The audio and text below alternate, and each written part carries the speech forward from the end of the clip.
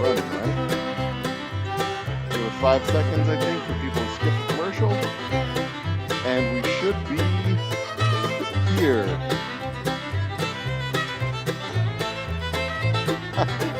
All right, ladies and gentlemen, brothers and sisters. Yeah, I'm a minute late. I own that. That's all me. Ladies and gentlemen, brothers and sisters, children of all ages, it's time to do some stuff. I'm here in my workshop, the actual operating floor. You can see my stills over my right shoulder here. That's my baby still. These are my 2 big ones, 125 gallons each. But today we are operating our bottling line, which isn't really a line, it's just a bottling machine. Can you see it over my shoulders? It is, yeah, you can see a little bit of it right there. But with no further ado, a quick word from our sponsors, which is me. Is your bar looking a little ordinary? Is it lacking something awesome? Well, head out to your local liquor store and pick up something extraordinary. Grab a bottle of Old Humble Straight Whiskey or Old Humble Special Reserve. They're clean, smooth, easy drinking whiskeys that taste the way whiskey should taste. From humble beginnings to an extraordinary finish, Old Humble whiskeys are what your bar needs today. Walk tall, be awesome, and drink humble. Old Humble Straight Whiskey and Old Humble Special Reserve. Get yours today. That's right. Get yours today. Add it to your, whatchamacallit, liquor cabinet. I am the Old Humble guy, and this is a functioning, operating distillery. Welcome to Party Camps, Max. I don't know if I've seen your name before. Let's see here if I can adjust this a little bit so you're not looking at my legs the whole time. Yeah, that'll be better. All right. So what are we doing here today? I'm bottling my Boomtown Bourbon. I'm a little bit kind of a little disorganized here because I had some work that needed to get done in order to get to what I needed to do. Nothing major, just a little cleanup stuff. A little bit here, a little bit there. It is the life we live here at a small. My name is Joe, by the way, but people just call me the Old Humble guy. And but yeah, it's a one-man shop. What we do is make whiskey. Everything here that is made of wood is a thing that I've made. Everything made of liquid is also a thing that I've made. I kind of like what I do. I like my job. I've never done this on a Sunday evening. I haven't done a Sunday evening stream before. 1, 2, 3, 4, 5, 6, 7, 8. I don't think I can fit 12 on here with the barrels, but I'm gonna try.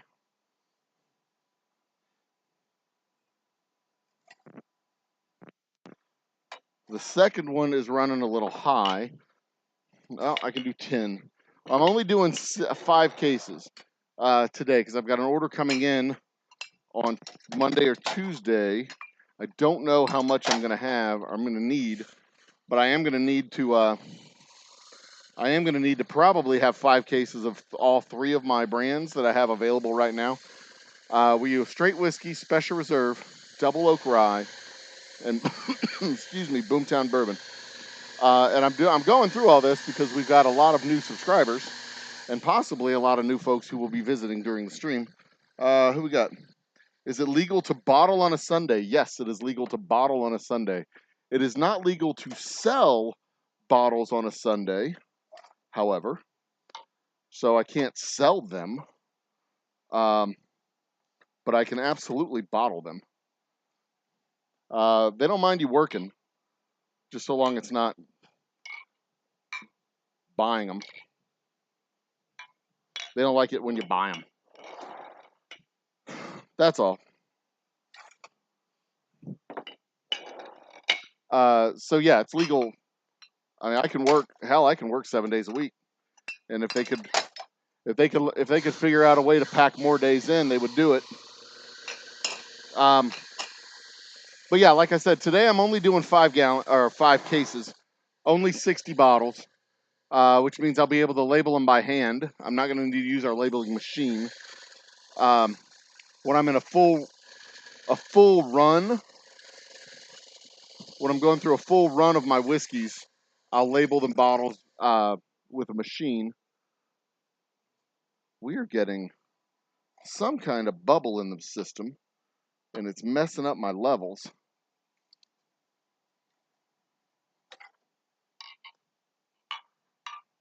I have to calibrate this thing in a minute if it keeps this up. Because what's happening is the first two are giving me a weird level. Or the first one and the fourth one are giving me a weird level. And the middle two are giving me a different level. And I don't like that.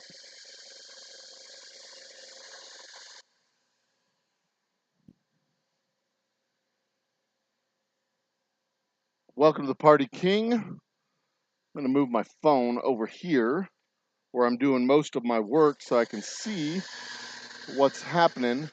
Well, I can't do that. Never mind. I'm going to leave my phone over here so I can see chat on my phone. I am progressing my way through tech upgrades.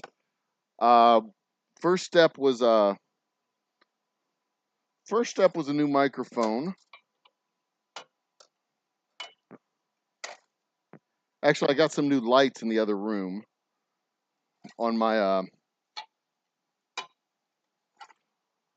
in the tasting room where we will begin doing live pod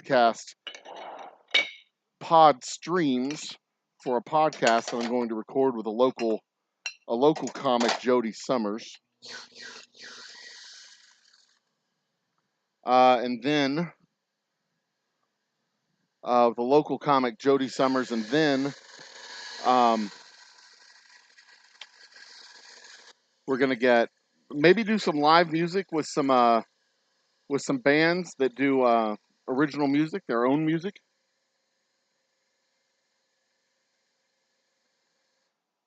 So if we do live music, we're gonna do original music because fuck you, ASCAP.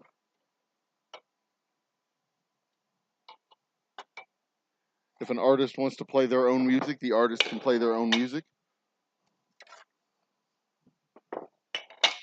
And you can suck it. Let me tell you about these record licensing companies like ASCAP. They do a good job, theoretically, in making sure that artists get paid for artist work.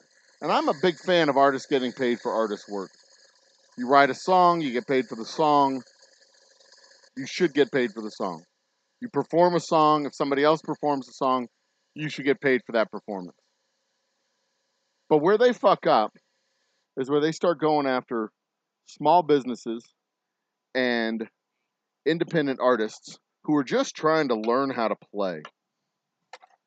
Like, I would be happy, absolutely over the moon, to have some young local artists learning their sound, learning their art, learning their audience come in and play in our tasting room.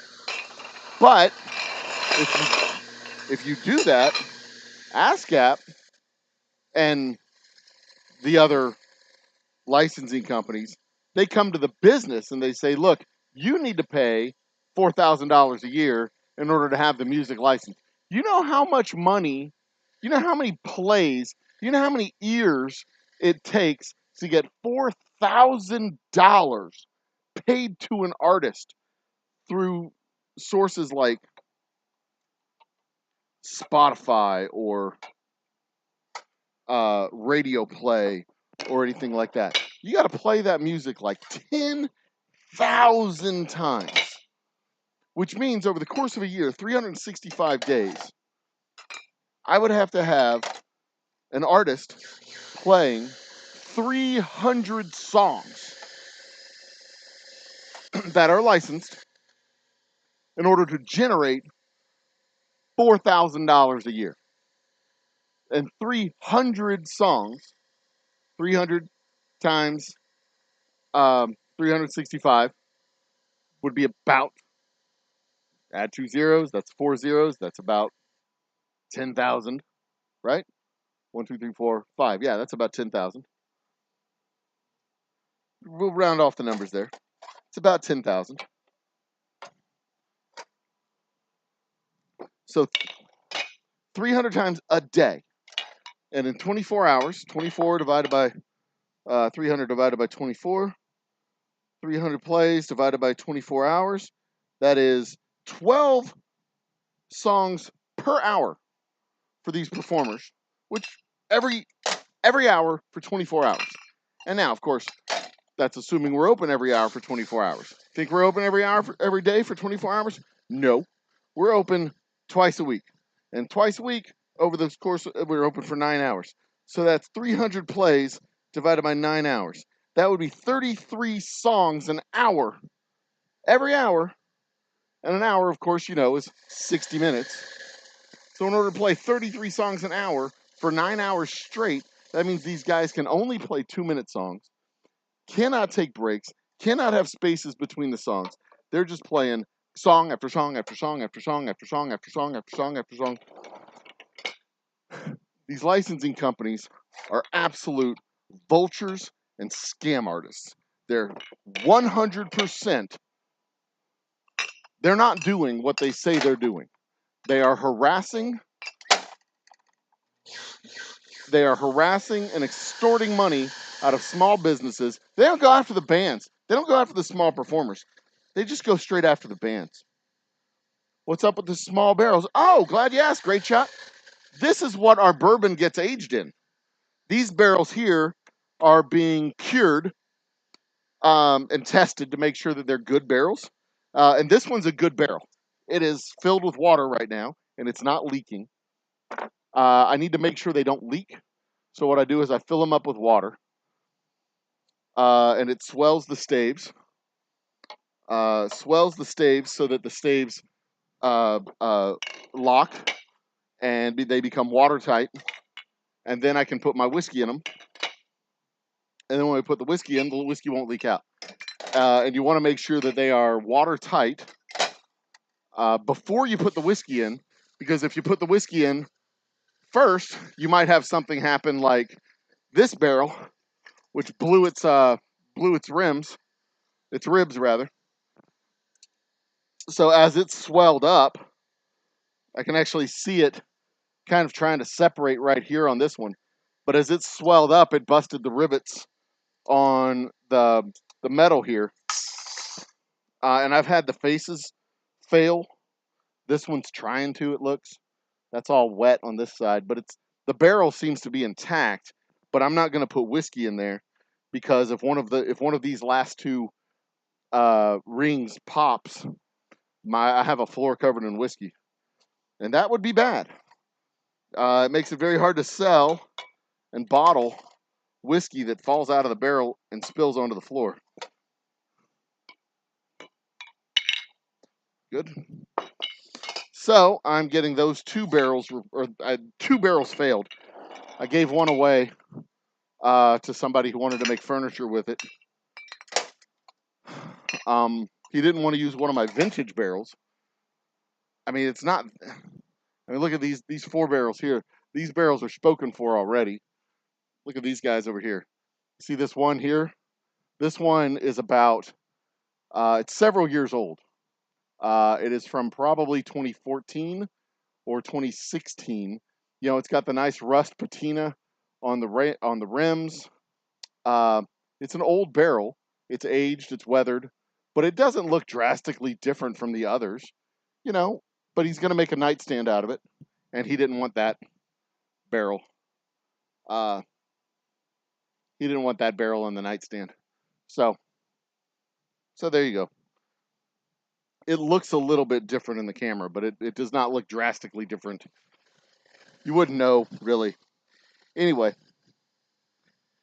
No, Mr. Great Shot, we did not get any actual... We got 0 damage here. We got a bunch of trees over here. I mean, we're in the middle of the woods. Back here. We're in the middle of the woods and we got no damage. But in our neighborhood at home, part of our neighborhood still doesn't have power. My wife is obsessing over it. She's like, 300,000 people in Houston don't have power. I'm like, yeah, baby, we do. It's fine. I mean, it's not fine. It sucks for everybody in the city. It sucks for everybody in the neighborhood. But it's like, I'm not obsessing over this shit. I can't. Although we do have our doors are open for people who need to charge their appliances, charge their devices, charge their computers. We have ice for people who need ice, but we don't have a big ice machine. We have a very small ice machine for cocktails. But, you know, if you need ice, we can make ice happen.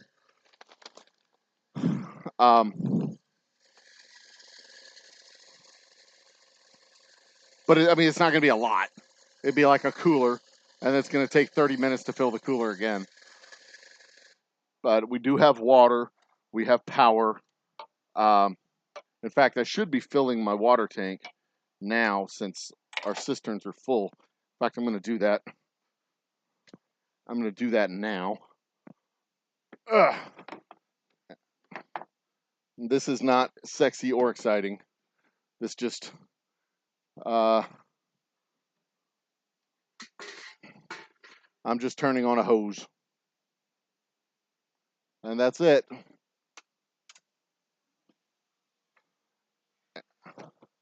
And it fills up our tank with water. It's about I have about 200 gallons that need to go back into this tank. So it's going to take forever, roughly.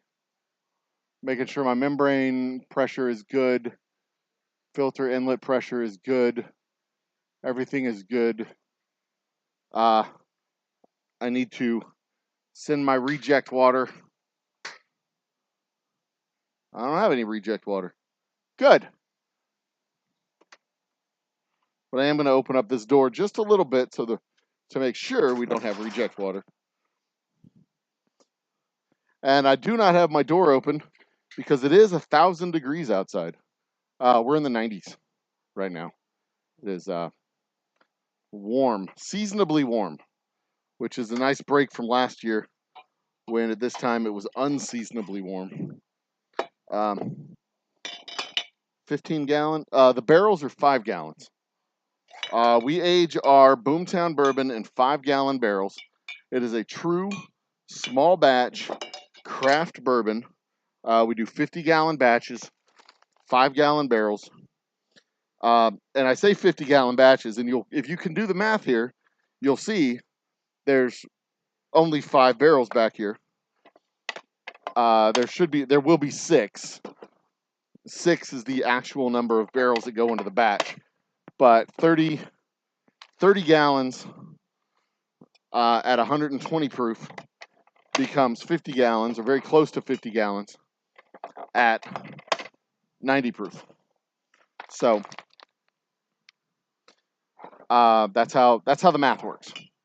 If you take 60% mixture and knock it down to a 45% mixture by adding water, or a 40% mixture and increase it to a 55% mixture by adding water, then you will go from about 30 gallons. It's really closer to 26 gallons. You go from about 30 gallons up to about 50, give or take. And all I'm doing with this right now is just pushing the corks in. There's only 60 of them. I could do it by hand, but I have hurt my arm somewhere over here. I have an aggravated tendon, and I can't put a lot of pressure on it without re-injuring it. I don't know what I did to it. I probably hurt it falling off of a ladder, which I did more times than I care to admit while building the tasting room. With a hazard of being in your late 40s and trying to do work that should be done by men in their 20s and 30s. At this age, I should be the foreman, not the worker.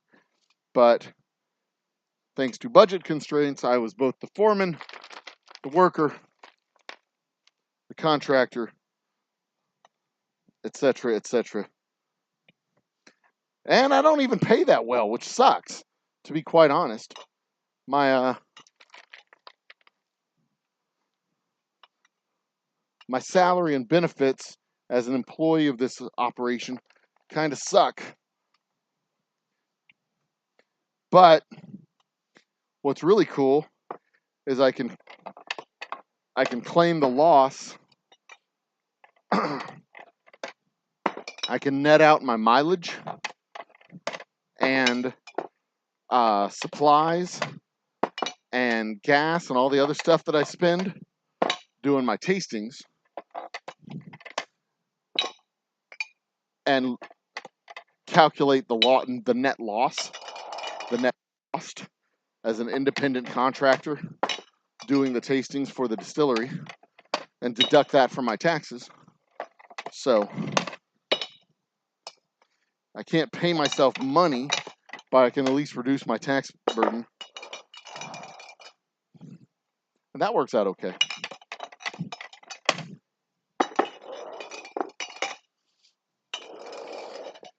What do we got going on over here? So this is another machine that I've built.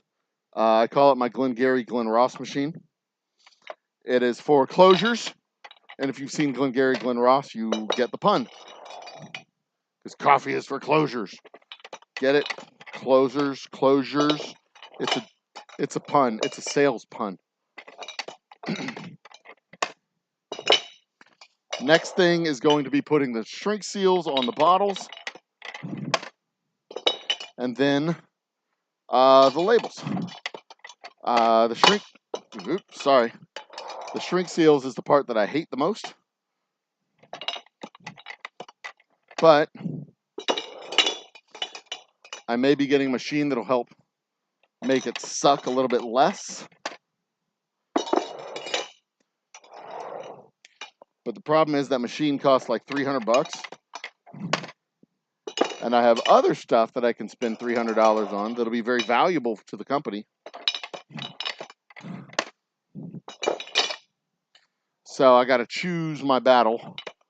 Where should I spend? I've got multiple $300, obviously, but I've also got multi-$1,000 expenses on the horizon and accounts payable that soak up most of the checks that are coming in anyway.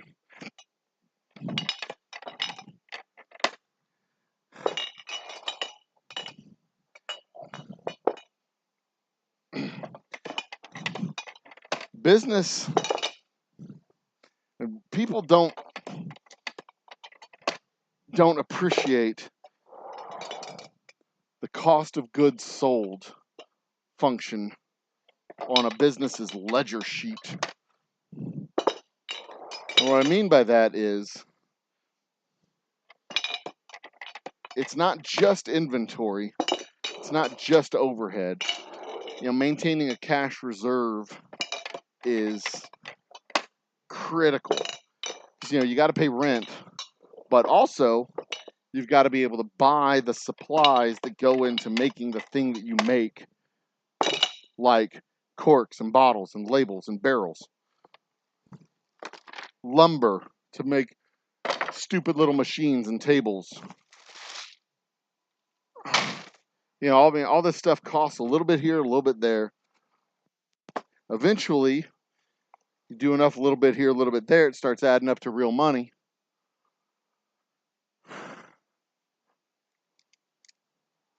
Eventually, and you spend $2,000 on bottles. You've got to turn those bottles around. That's 1,080 bottles. 1,080 divided by 12 is like 90 cases. Is that right? That's not right. Like 75 cases. 1,080 divided by 12. Yeah, it's exactly 90 cases. So, you've got to turn those 90 cases around in, less than 3 months. Otherwise, you're paying rent. You start paying rent on those bottles.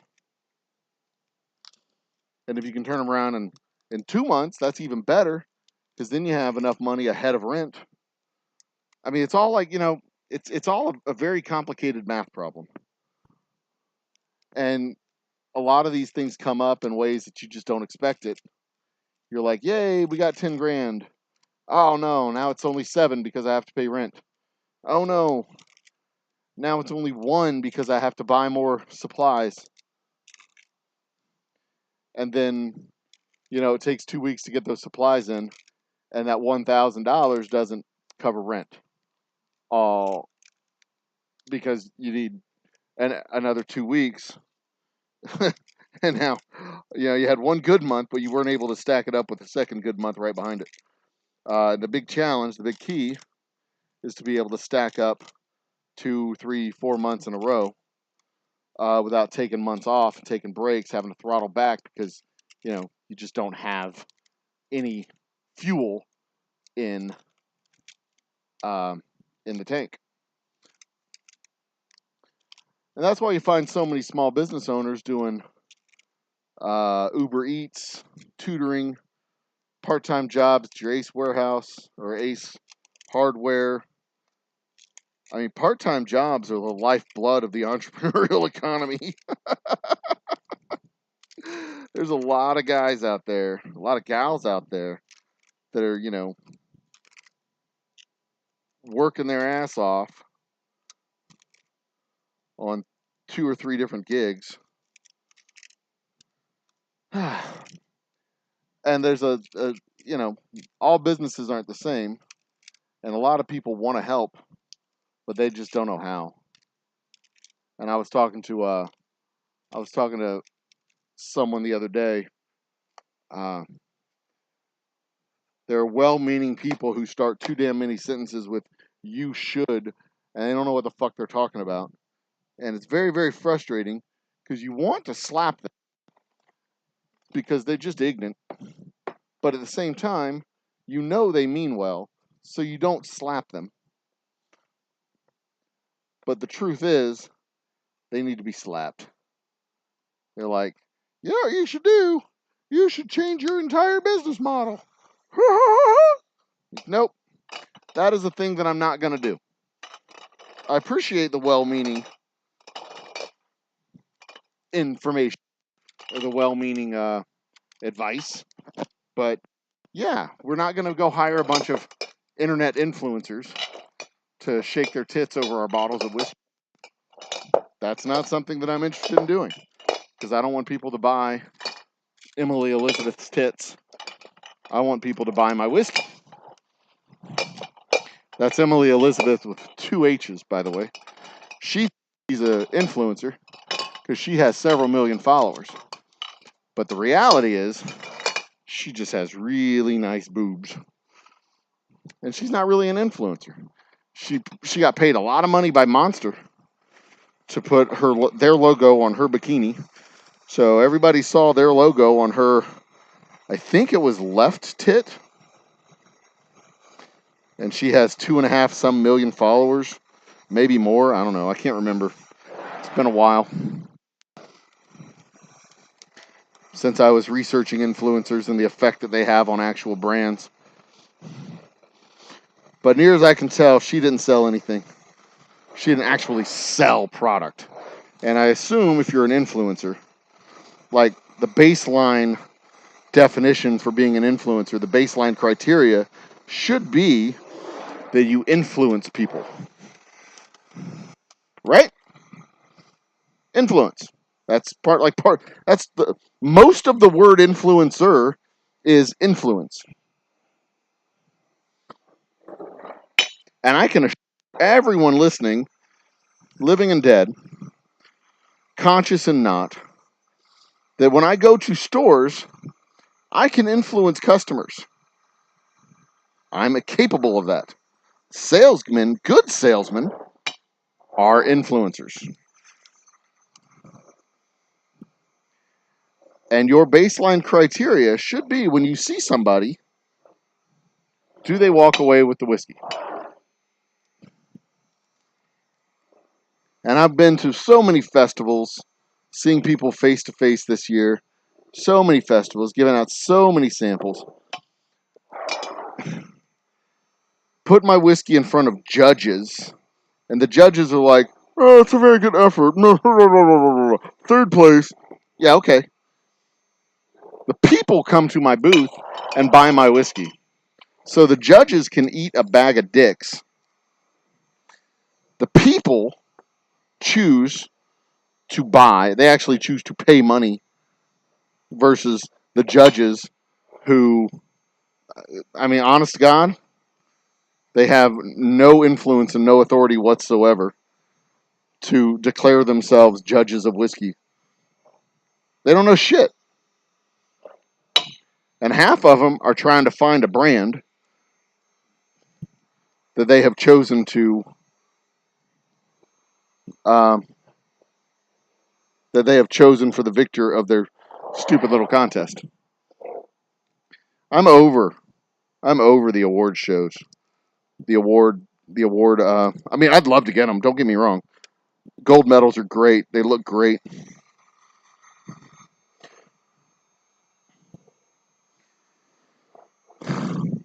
But I can sit there at my barrel and say, yeah, platinum award winner, double gold award winner. It means exactly dick. So just know that when you see Kentucky whiskey saying, the most awarded whiskey in the world. Yeah, that doesn't mean dick. That just means they had $300 per competition or $600 per competition. Some of them are $8 per competition. And, you know, when you're Jim Beam, you can afford that.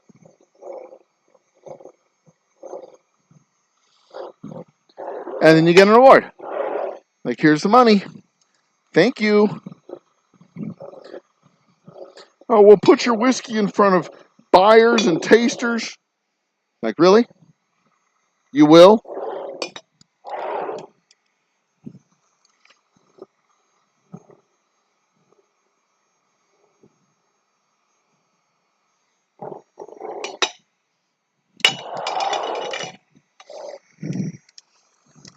Then for an extra $2,500, the brokers will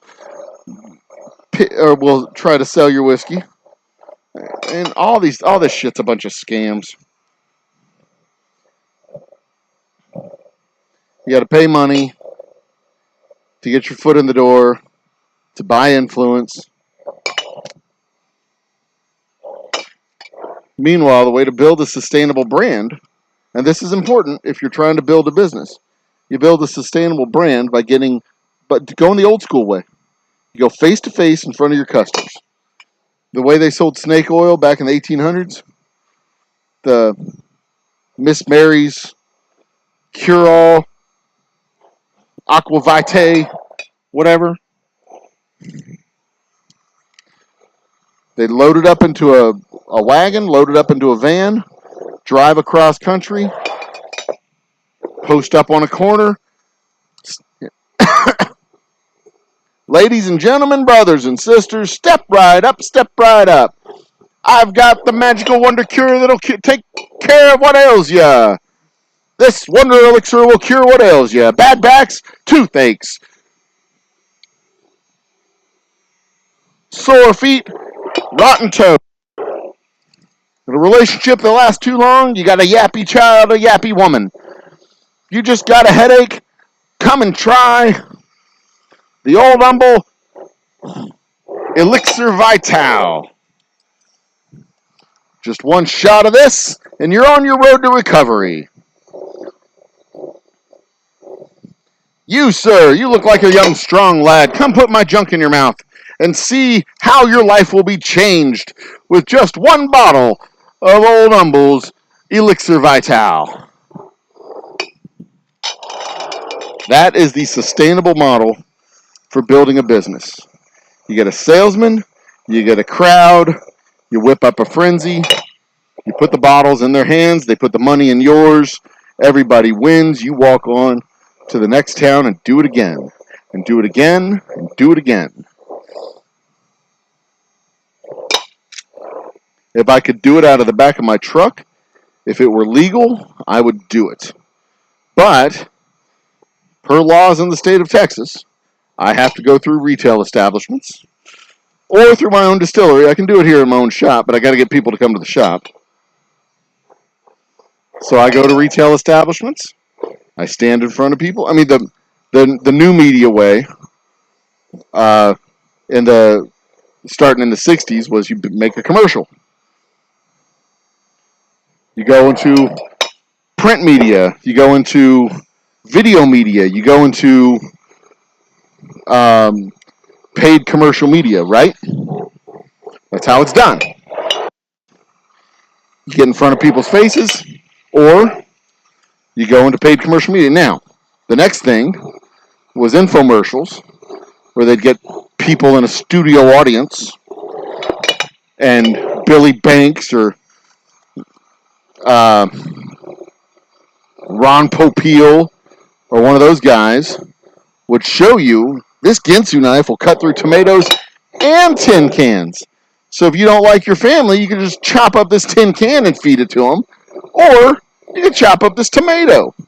And if you really don't like your family, you can cut it so thin that you can see through it. It's like paper. Oh my God! Ginsu knives are amazing. Or Vince with his slap chop or ShamWow. The OxyClean guy.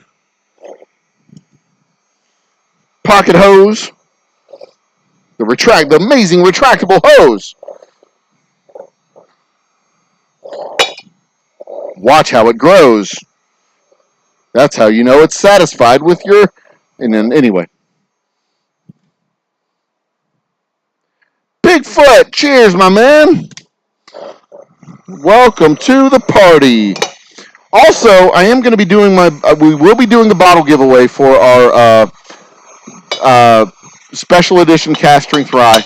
I'm going to schedule it before the end of the month of May. I am traveling like a crazy person this month.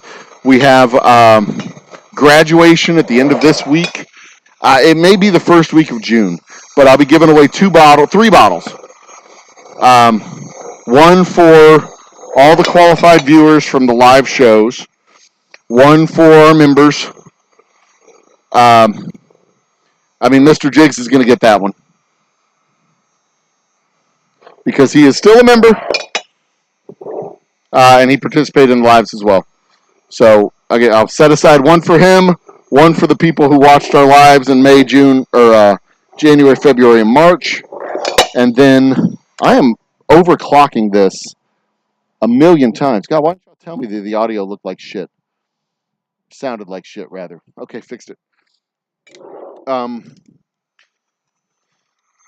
But and then we'll give away one more for everybody who tunes into the show. So we'll give away 3 bottles of our cast strength rye. And hopefully that'll be a big show. A big show. But anyway, what I was saying was, the new metric seems to be, for content creators at least, the old metric was kind of the same thing. You'd go,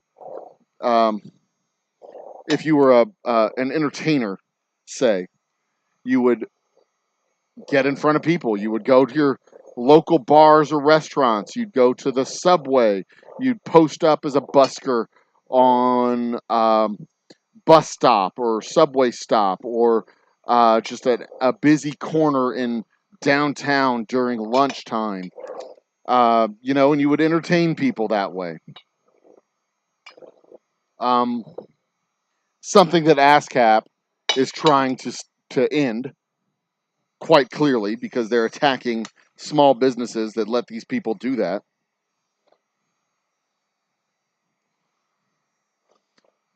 There's like 3 of these record label licensing companies that do this shit, and they are absolutely just a disaster for bars and restaurants and performers of all types.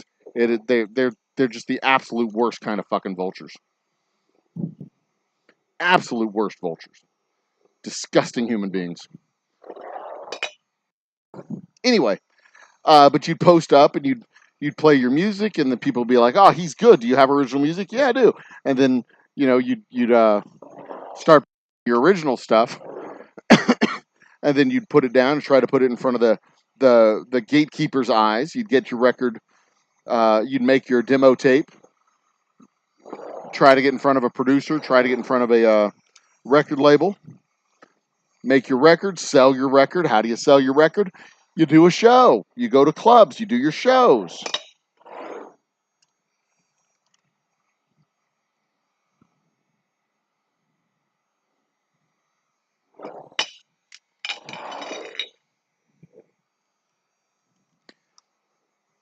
And then, you'd work at it, you'd work at it, you'd work at it until you learn how to put on a good show. And then you get a reputation. People start coming to your show. The fuse would be lit. And after about 6 or 7 years, you become an overnight success. That's how it works. Sometimes you could launch into stardom through Johnny Carson. Look it up, kids. Johnny Carson or David Letterman or one of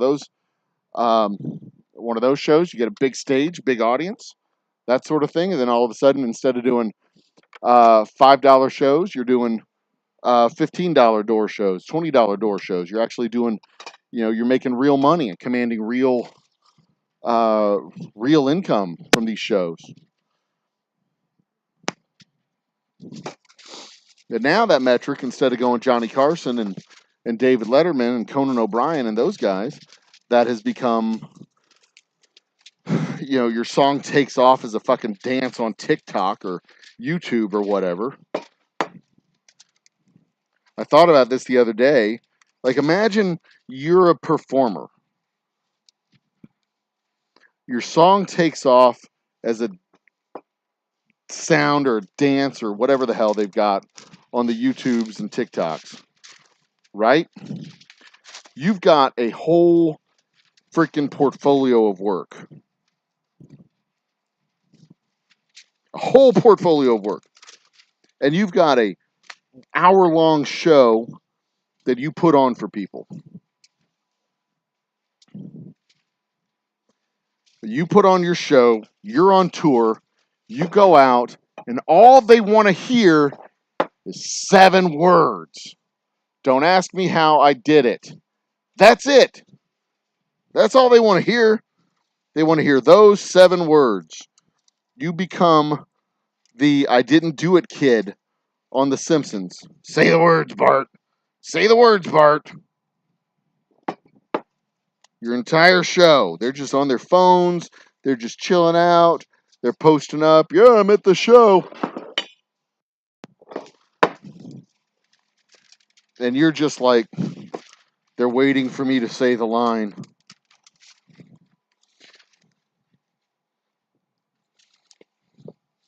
Or you're Megan fucking Trainor, right? And you're doing a whole show. You're Megan Trainor, for God's sake.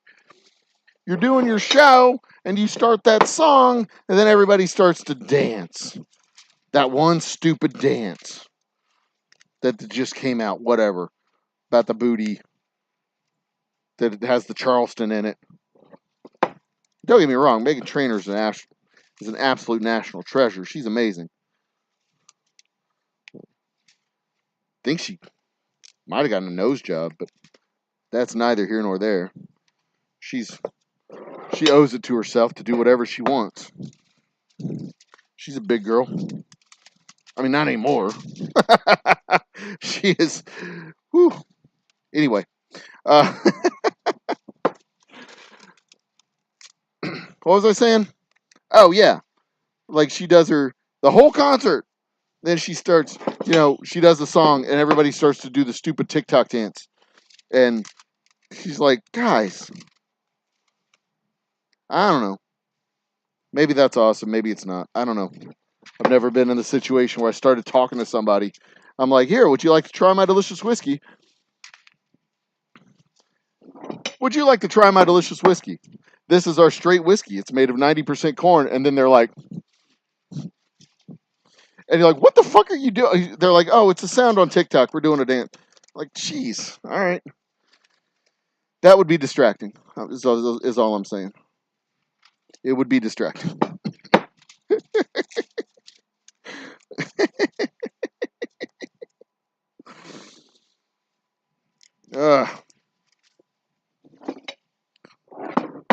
Um, okay, so now what I'm doing is putting the labels on the bottles, if you hadn't figured that part out. Usually I have a machine for this, but since it's only 60 bottles, I'm not worried about it. It's not going to take that long for me to put the labels on by hand. It's actually, these labels are going to take longer on the machine than it will do by hand, because these labels, the backing on these labels is this clear polyurethane stuff. And that clear polyurethane is just, the machine hates it. It's not heavy enough to go through the machine. So half the time I'm resetting the machine, half the time I'm fixing the label, it's just, you know, for every label that works, there's 3 that don't. And it's just a super duper pain in the butt. Oh, shit. 2 back labels. See how we fix that? I get my knife.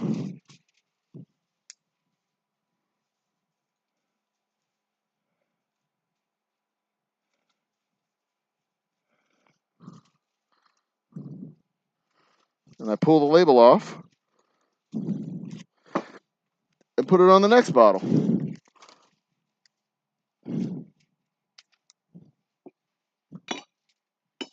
And then I do a quick quality control check.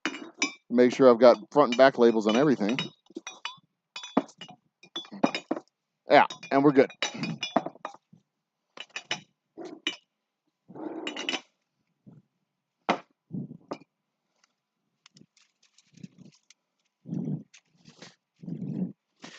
I've also started a series of shorts. I don't know if y'all have noticed. Where I smash a bottle every day until we get to 5,000 subscribers. I wasn't going to do this.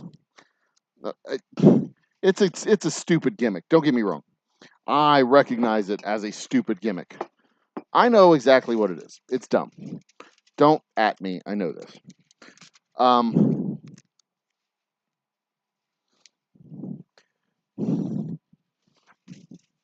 Let's see here.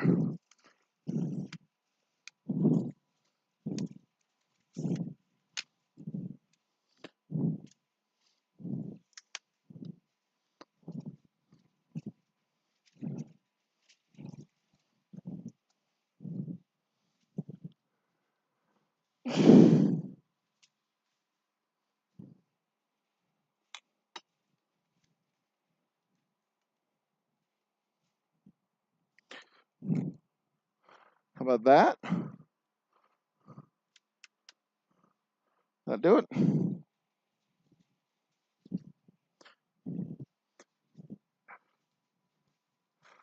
How's that? There you go. Now you can see what I'm doing. There we go.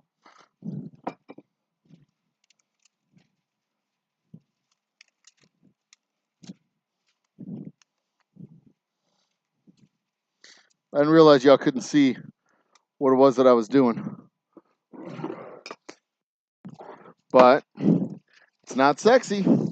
It's just plain old mechanical work. Take the label, place it on.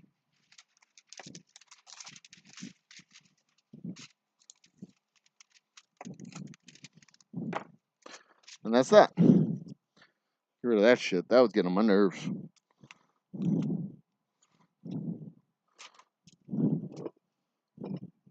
Peel it off, place it on.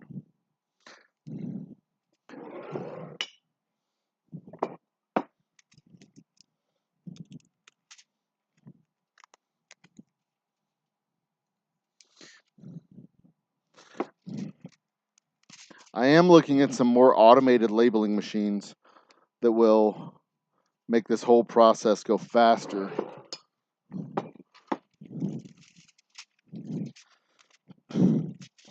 I also have an order for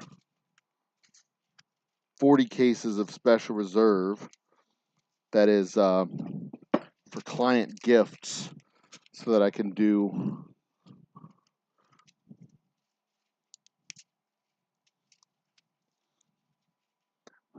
they're 375 milliliter bottles, so I'll be doing a special run of these of my Special Reserve.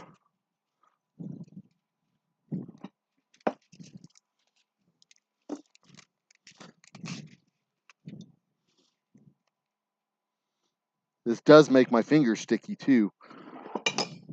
That's what she said.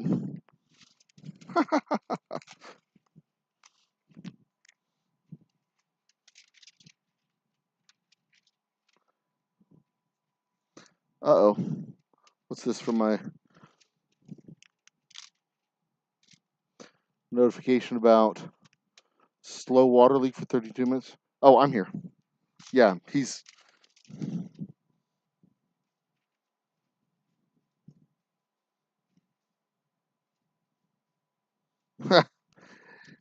he got a notification about the water running. My tank's about half full. So it's been running for about 30 minutes. And my landlord just got a notification saying, hey, you've had water running for like 30 minutes. What's going on, dum-dum? To which I said, it's me, dummy. We're cool. We're cool, homie.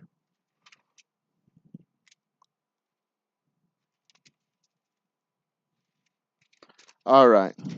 Back to the show.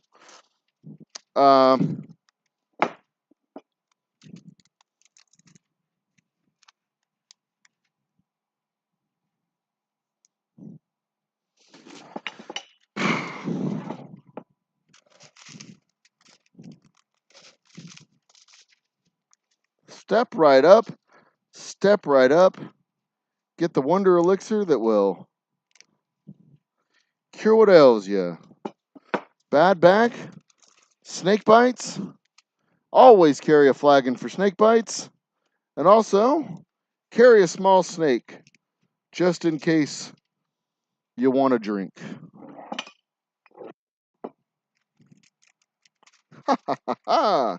W.C. Fields was an absolute genius. Great showman. Great comedian.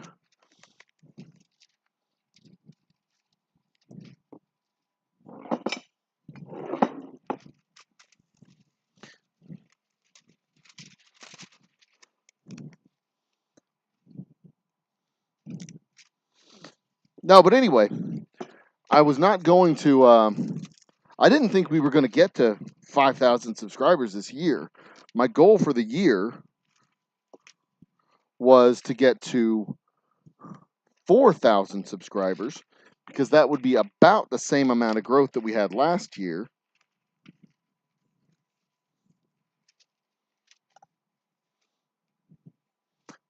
Just added on to this year's numbers. Because, yeah, we started at 2,600 subscribers. And if we added the same number of subscribers we added last year, we would be at 4,000 subs. We added about 1,500 subscribers. So 4,000 subs I thought would be a perfectly reasonable number. About 100 subscribers a month. Not too ambitious. Just kind of plug away and do what we do. Continue to grow at a nice, modest, sustainable pace. And then in March, we added like 300 subscribers or something like that. Something close to 250, 300 subscribers, something like that. And I was like, I wonder if I could do this again in April. And then we added 300 subscribers in April. And I was like, well, I'll be damned. That's a lot. And then the question mark popped up in my head. Like, what pace do we need to be on like midway through April. So what pace do we need to be on a pace, on pace for 5,000 subscribers by the end of the year?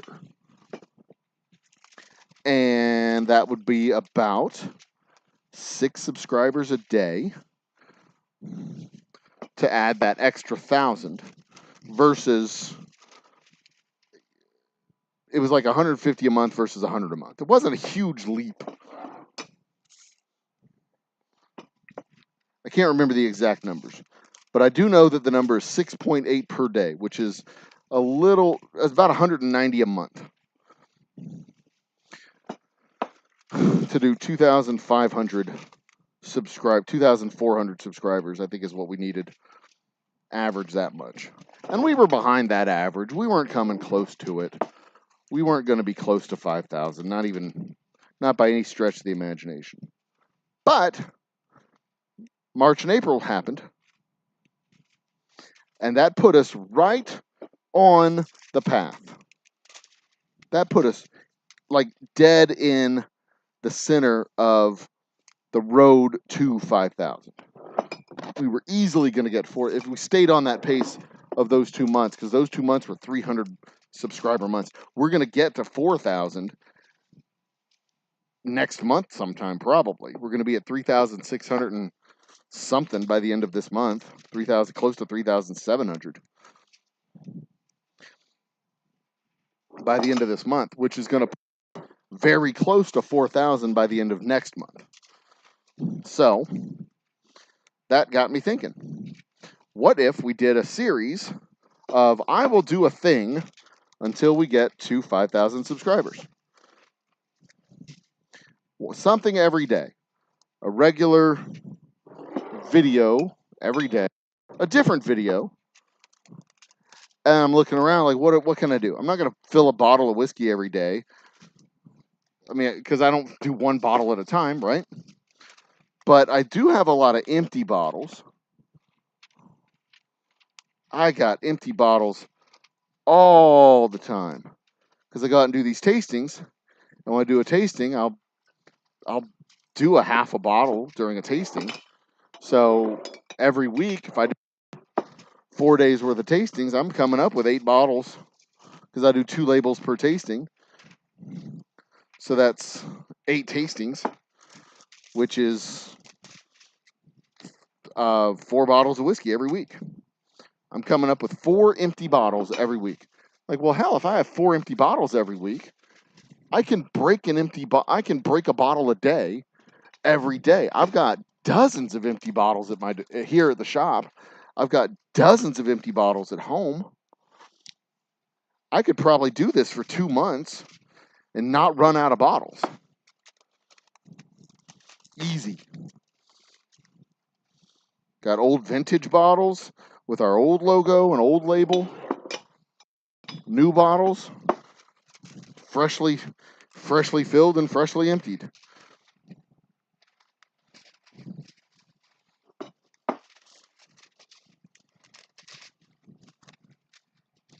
So, I'm going to start a whole series where I smash a bottle every day until we hit 5,000 subscribers. And the pace we're going, that might be August. That might just be August at the pace we're going. Because it seems like it's accelerating, which is exciting. I don't understand enough of how the algorithm works to be able to tell you why it's working or what's going on. But most of what I do is reaction shorts as a way to promote the brand. I show off my coffee mug, which is an Old Humble coffee mug, and some other mugs that I get from my travels along the way.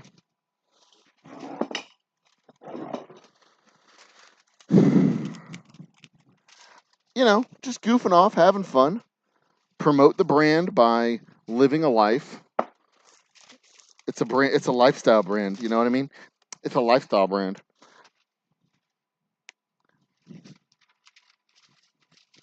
But the idea is to build an entertainment channel, a general entertainment channel where we can have, happy hours and good times and all that stuff. And when I come back to doing my happy hours, then, actually having an audience that's larger than 7.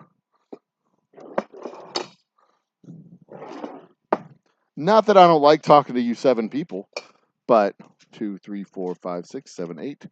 Room for 2 more.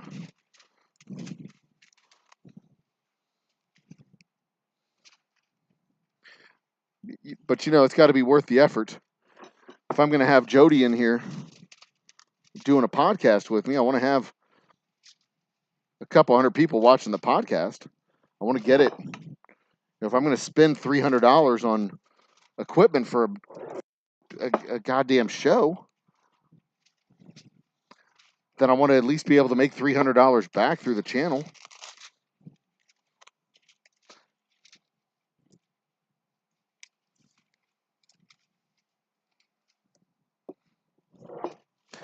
That is, after all, 1, 2, 3, 4, 5, 6, 7, 8, 9, 10, the ultimate goal. I'm not just doing this to entertain myself. Okay, I need to move camera over. Can we get there? Uh-oh. That's it. Fucked it up. Fucked it up. I fucked it up, boys. All right. I fucked up the camera. Sorry. All right, let's see if I can fix this.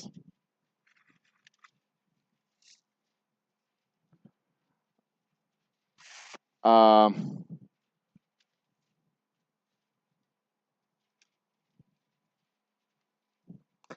do I just close it out? Do I fix it or do I close it out? I mean, I'm mostly done. How long have we been recording? Where are we at in the show? An hour in? What do you say, boys? Are we done? An hour into the show? Let's give it a little bit longer. Turn that off. Camera's off.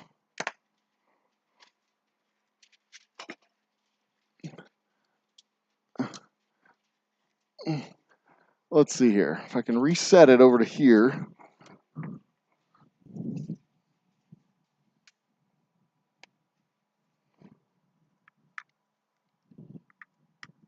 How about that? Did that do it? Are we good? That's a good question. Let's look and see. Live concert? Nope. Camera? Deactivate? Let's see here. Switch it over to...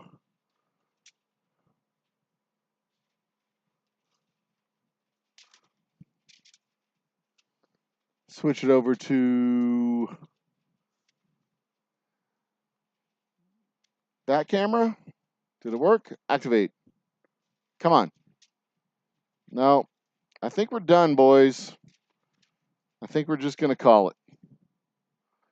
Yep. We're just going to call it. Cancel. Cancel. Scene. Back to me.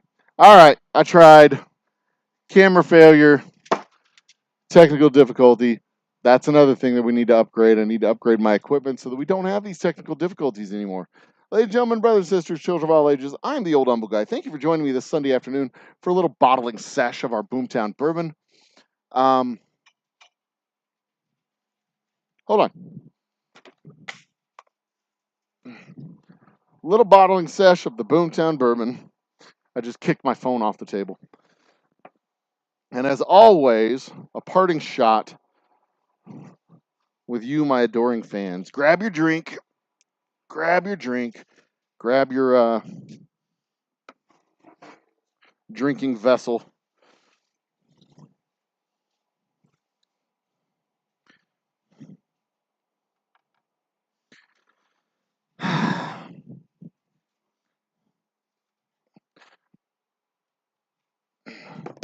Get this out of the way. It doesn't need to be here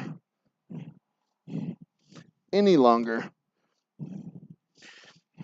All right. Raise your cups. Ladies and gentlemen, brothers and sisters, children of all ages, thanks for being awesome to each other. Continue to do exactly that. Life is too short for bad whiskey and too long to do nothing about it. Cheers.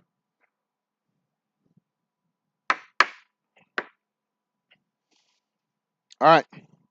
In the meantime, I will continue to be the old humble guy. You continue to be awesome, and we will see you next time. Good night now. This has been an award-winning production. Special thanks to Mr. Jiggs, a super fan of the channel. You too can be a super fan of the channel. Just hit that button and select your membership level from super fan all the way up to roughneck or wildcat. Until next time.